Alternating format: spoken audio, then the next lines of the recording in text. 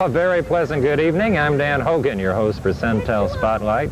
And once again, I'm in a jam here. People are spending a quarter to try to hit me in the face with a sponge. Anyway, what we're doing here, we're at the first annual Carnival on the Park in downtown Winter Haven, sponsored by the Ridge chapter of the American Red Cross. And we'll be talking to some of the officials here and finding out what's going on at the Carnival in the Park.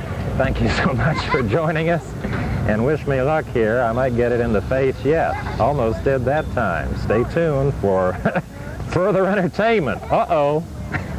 We're at the Carnival on the Park talking with Kathy Deloach, and your association with the Carnival and the event here today is what, Kathy?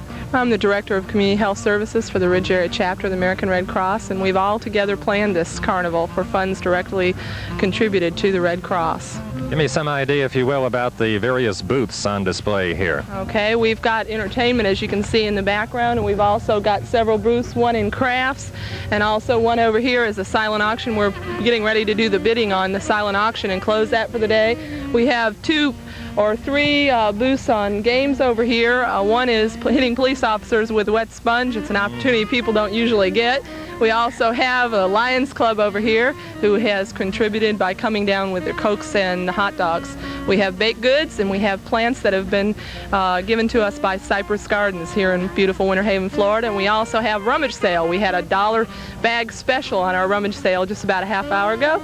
We also have entertainment by the Cracker Jacks and a booth for cotton candy and caramel apples and all of the good things that you expect to see at a carnival. We also had a clown earlier today that came down and gave away balloons for all the children that were on the park at the time.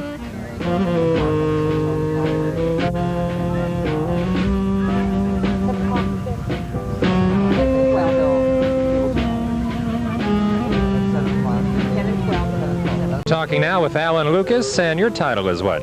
I am the board chairman of the Ridge Area Chapter of the American Red Cross here in Winter Haven, actually Ridge Area. I understand this is the first event of this kind, and the purpose of this event is to do what exactly? We are attempting to raise funds. This is our traditional membership fundraising month. Every March we try to increase our membership with by contributions from individuals and groups of people all over the area. And this is one of the events that we're trying to see if we can increase a little more interest and exposure to the Red Cross.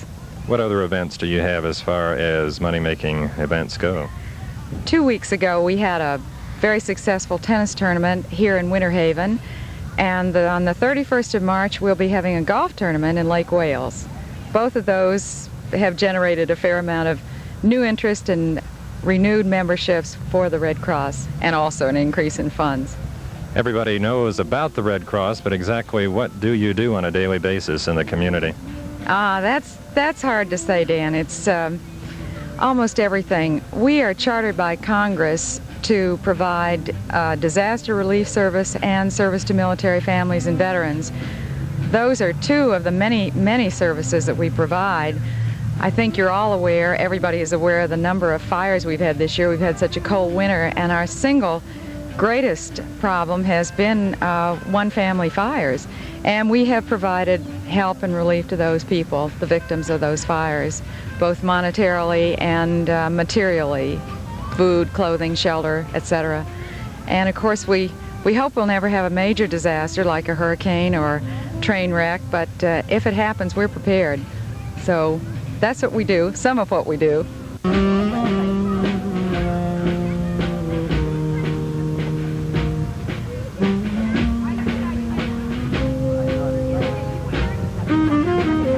Now we're talking with Grace Steiner, and what is your title? I am chapter manager of the Ridge Area Chapter. I understand you've been here since about 6 o'clock this morning, and what exactly were you doing that early here? Well, we were trying to get the tables organized so we knew where we were going to put everybody and get all the items out of the building, which has been stacked mile high, out onto the park. I noticed you've been acting as Master of Ceremonies here, and is this something you chose to do, or were you elected to be Master of Ceremonies?